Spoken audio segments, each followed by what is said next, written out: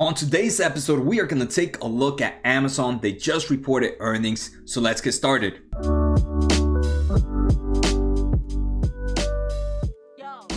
The first thing we want to take a look at is Amazon's stock price performance. So right now, after hours, since just reported earnings, this company is down 4.6%, almost as low as 5%. But let's take a look at how Amazon has done since February when this whole thing started. Let's take a look at February 20th compared to now, and this company is up about 15%. Year to date, this company is up over 30%, I believe. Yep, about 30%. So this is one of the few companies right now that has provided great returns to investors. So on today's episode, what we're going to do is we're going to take a look at the earnings results. We're going to take a look at some articles based on the earnings call. And finally, I'm going to take a look at this company's balance sheet and income statement. And actually one more thing after that, I'm just going to do a quick look at the forward PE ratio for this company and do a valuation on what I think the company is worth. Before we go any further, guys, also don't forget to subscribe, hit the thumbs up and hit the bell. It helps out the small channel so much, and I appreciate every one of you guys for watching this video. And also post on the comment which company you want me to take a look at next. I'm either going to do Apple or Tesla next, but if you guys post different suggestions, I will do those companies as well. All right, so now let's take a look at earnings results. So remember, this is for quarter 1 of 2020. And if you guys have been watching my channel, you guys are going to be bored of this same saying. Just to remember, quarter 1 only takes about 2 to 3 weeks of the United States closure. So quarter 1 GAAP earnings per share were $5.01, and it actually missed by $1.10. Revenue for this company was $75.5 billion, which is up 26.5% compared to the same time last year, and they actually beat estimation by $1.41 billion. And we're going to see one of the main reasons that this company had such a low earnings per share, how it missed by so much, was because this company is using it's using its money due to the whole coronavirus effect. And we're going to take a look, they do mention that this expense is going to carry on for the next quarter. All right, so next we're going to talk about some of the information that was provided to us during their earnings call.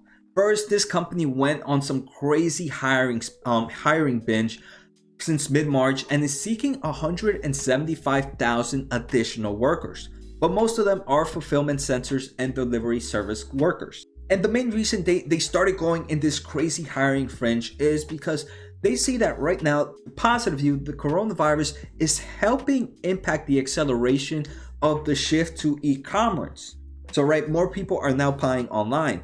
So Amazon is actually like, hey, we have to take advantage of this time and make sure we get a lot more market share.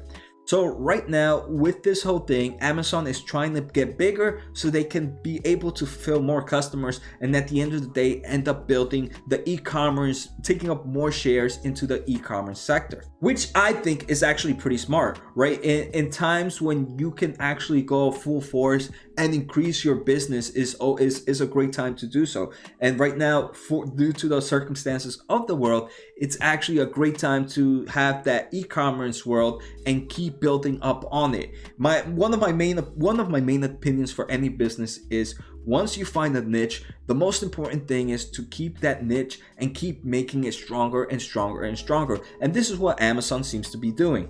Next, let's take a look at this company's revenue breakdown. If you guys have actually watched my previous video where early in the week, I usually talk about all the companies that are going to report earnings. Well, not all of them, right? There's a lot. All the companies that I want to focus on that report earnings, and I break down the revenue so we can understand more of how this company is doing.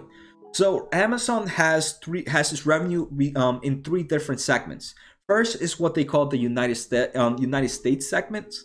Then they have the international segment, and then they have the AWS, which is Amazon's web service, and this is where it has all its clouding servers. Out of those 3 revenues, the one that makes the most revenue is the United States. So like I mentioned, this company made $75.5 billion. Out of United States made up over 50% of that total revenue. I think even over 60%. $46 billion out of that 75 came from United States. And this was a growth compared to the same time last year. This was $35.8 billion last year. So we saw a huge growth in the United States business. Next, if we take a look at international business made 19.11 billion out of that 75 billion. And this was a growth again. Last year it had 16.19 billion. So it grew by about $3 billion. And one thing to note, right, is the amount of income of profit that these sectors come out. Even though United States is such a huge portion of revenue, it only makes up $1.3 billion of operating profits. So to me, that's actually pretty low for that amount of profit of revenue that it does. But remember, most e-commerce or any form of retail business usually has very low profit margin. The international business is actually still pretty unprofitable, and it ends up losing about $400 million this quarter. So in theory, just on sales in both United States and international, this company only made $900 million, and those two make up close to over 75% of the total revenue. But this is pretty impressive. Amazon Web Services, AWS, makes up $10.2 billion of that $75 billion. So the lowest revenue segment comes from AWS. And this is actually up compared to the same time last year, which was $7.7 billion. So it's up about $3 billion compared to the same time last year. And that shows that strong growth in AWS. AWS, though, even though provides the smallest revenue of them all, it actually makes up the most money. And this actually makes sense, right? Because this is most software, and software business, once that software application is up and running, they have very high margins. This company had $3.08 billion of operating income. So even though this revenue is about probably 6 times smaller than the two other ones that I mentioned, this company actually makes about 3 times more money than the other parts of the segment. And I think that's pretty impressive, right? Out of Amazon this quarter made about $4 billion in total profits. Out of that total profits, 3.1 billion came from AWS. And this is one of the business I'm pretty bullish on. Anything with clouding right now, not only because of the type of world environment we're in right now, but even for future when things go back into normal, I am very bullish in the cloud servers. And that's why I'm a huge fan of the 3 big companies, Microsoft, Google, and Amazon, because they are all pretty strong in the clouding world, and they're also growing at such a fast rate because of it. The next thing we're going to talk about that this company's earnings mentioned was that this company in quarter 2 was expected to make somewhere about $4 billion in operating profits. But this would be under normal circumstances. Right now, this company and the whole world is not going under normal circumstances. So this company is actually saying that it's going to have about $4 billion, maybe even more, in expenses related to the coronavirus. And these $4 billion are going to be used in the following things. First, the one that I thought was the most interesting is the CFO actually mentions that the company is expected to use about $1 billion in the full year of 2020 to design some form of testing capacity for its workers. And I think that's pretty crazy that Amazon is actually working on stuff like this. They're actually building a lab so they can start testing, so they can start seeing if their testing capacity works. The other portion is going to go on workers' higher wages. Right now, Amazon increased the wage for its workers. I think it was $2 to each worker increase. It's also going to spend money on personal protective equipment, better cleaning protocols, and to make sure the facility is nice and clean as well. So a lot of news articles are saying that this $4 billion expense was actually driving this company's value to drop after hours. And to me, these expenses actually make a lot of sense. I mean, all these expenses are going to make sure that Amazon doesn't close out. If they have some form of testing capacity, and if they're making sure their workers are safe, if they're making sure everything is going well, then it reduces the chance of this company actually shutting down its certain facilities, they might actually lose more money by shutting down facilities. And like I mentioned, right, this company right now is focusing on growing its market shares. And you guys, one thing that I feel like I'm talking pretty bullish about Amazon. And there is 2 things that I like to take account for.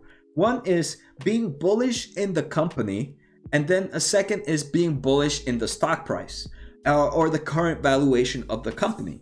The way things are going, I am pretty bullish on the company, but I don't know yet if I'm bullish on the stock price. And again, these are just my opinions, but I just want to let you guys know that yes, I might be seeing a little bit bullish on the company side, just because I do believe Amazon is a great business. But as the company's valuation right now, I'm still not sure where I'm at there. And finally, before we take a look at this company's financial statements, Amazon gave us some form of guidance for the upcoming quarter. Amazon said that its expected net sales would be about $75 billion to $81 billion for the second quarter, and this is representing a growth of about 28% over same time last year. And also Amazon said that operating income for next quarter could be somewhere about $1.5 billion, which is half of just what it made last year. So same time last year, it made $3.1 billion. But remember, they said that this company on normal operations would be able to provide somewhere around over $4 billion in operating income. But right now, they're going to use a lot of money on expenses due to the coronavirus. All right, so next we're going to take a look at the press result that this company gave to us. And if you guys want to look more into it, it's always found in the Amazon's Investors Relations website. I already talked a lot about the revenue of this company and a lot of the important information that we mentioned, but there were a few things that I did not mention that we're going to talk about here. So the first business highlight that I want to talk about is Prime Video launched Prime Video Cinema in the United States, United Kingdom, and Germany. And I think this is going to be such a huge disturbance to the movie theater business sector as a whole. So right now, with movie theaters not being out, people not being able to go to movie theaters, movie production need to find a new way to release movies. And they're actually releasing movies online to streaming. Obviously, these movies cost a little bit more than just renting a movie. I know they just released Trolls World Tour, and I know Amazon was going crazy about it. And I think it was one of the biggest grossing movies in the streaming world, which I thought was pretty impressive.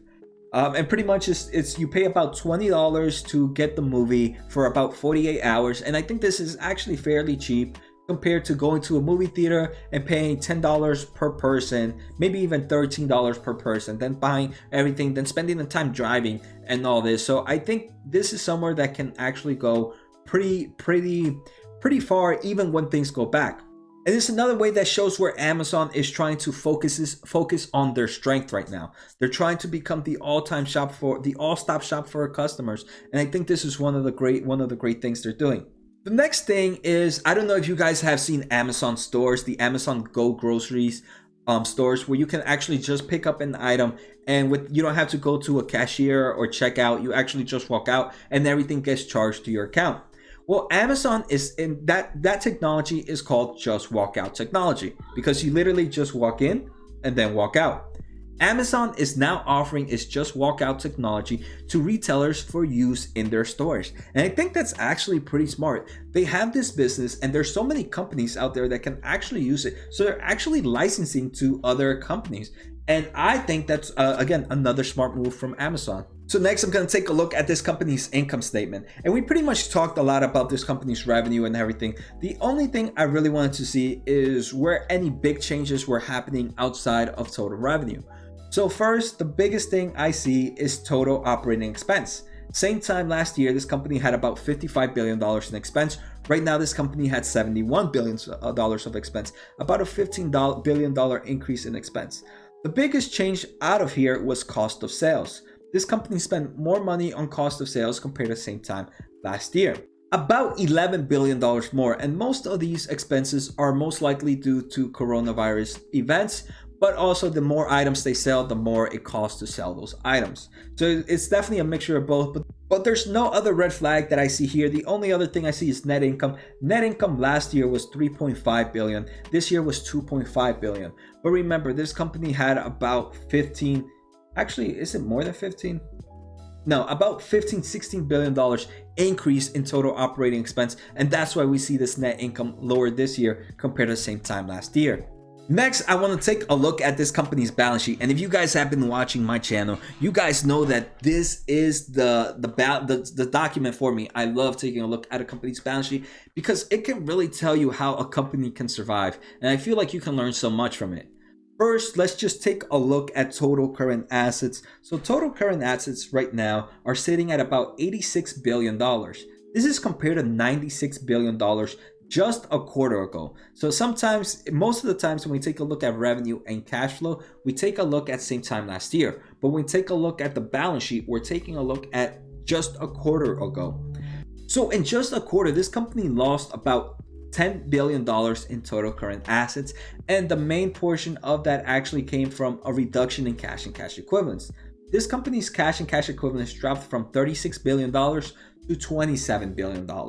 Another thing to note is marketable securities. Marketable securities are just short-term assets where this company usually puts on its cash to make a little bit more money and a little bit more interest in it. Last quarter, this company had about 19 billion. Right now, it had about $22 billion. So we saw a huge decrease in cash and cash equivalents, but we saw a small increase in marketable securities. Again, nothing here really throws me a red flag. I understand right now with everything going on, there's going to be a huge expense coming along.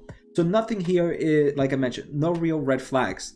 The next thing I want to take a look at is total assets. This company last quarter had about $225 billion in total assets.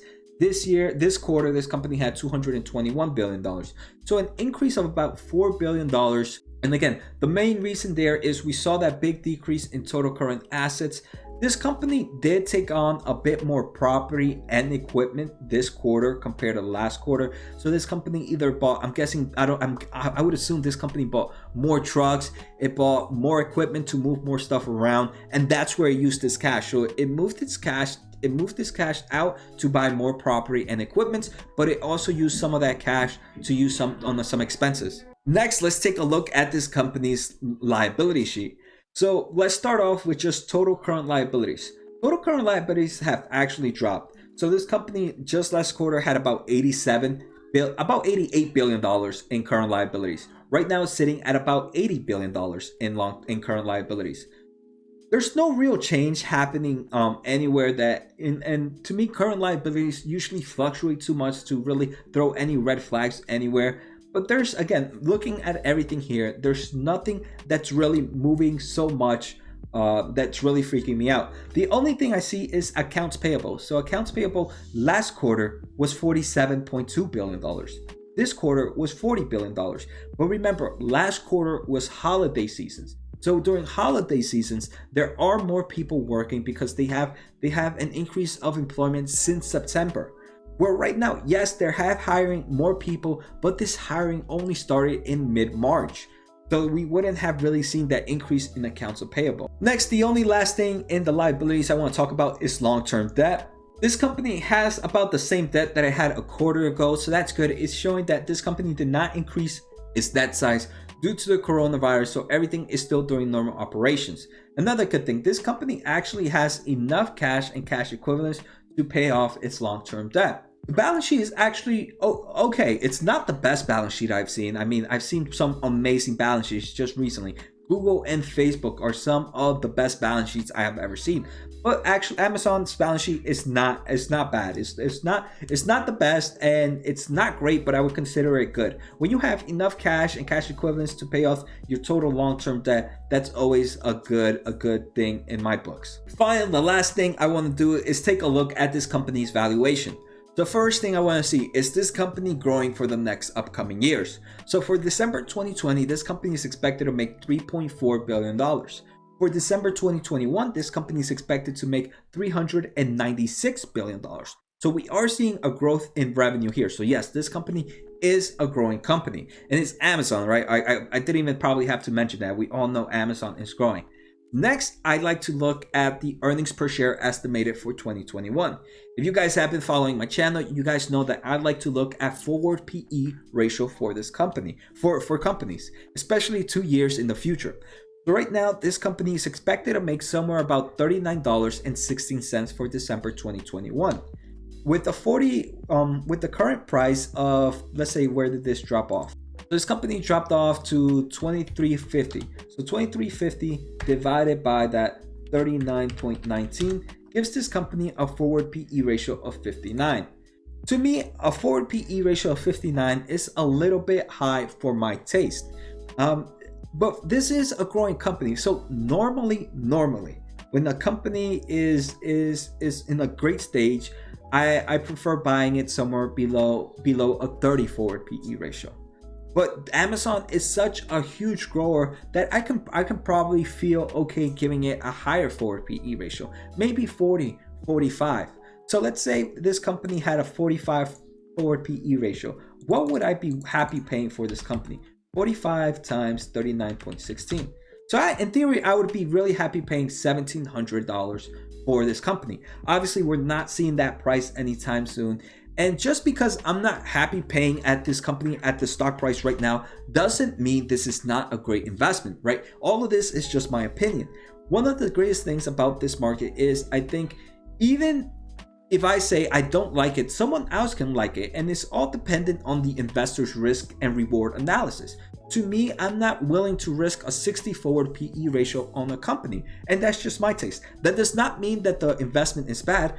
We can see from the stock price, right? This company is continuing to go up and up and up. But to me, I need to feel 100% confident when going into a business and into a company. Because when I'm 100% confident into a company, the moment that company drops or the stock price drops dramatically, I'm not going to freak out and sell out. But some people, I feel like, just go in buying into the company. And when things drop out, they sell out and they end up losing money.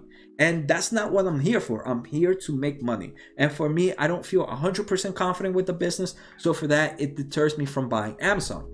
But at the end of the day, I am very bullish with what the company is doing. I am very bullish on where the company is going. So again, guys, I hope you guys enjoyed today's episode. Let me know what you guys think about Amazon. Make sure to post in the comments. Make sure to check out the other videos. Take care and have a good night.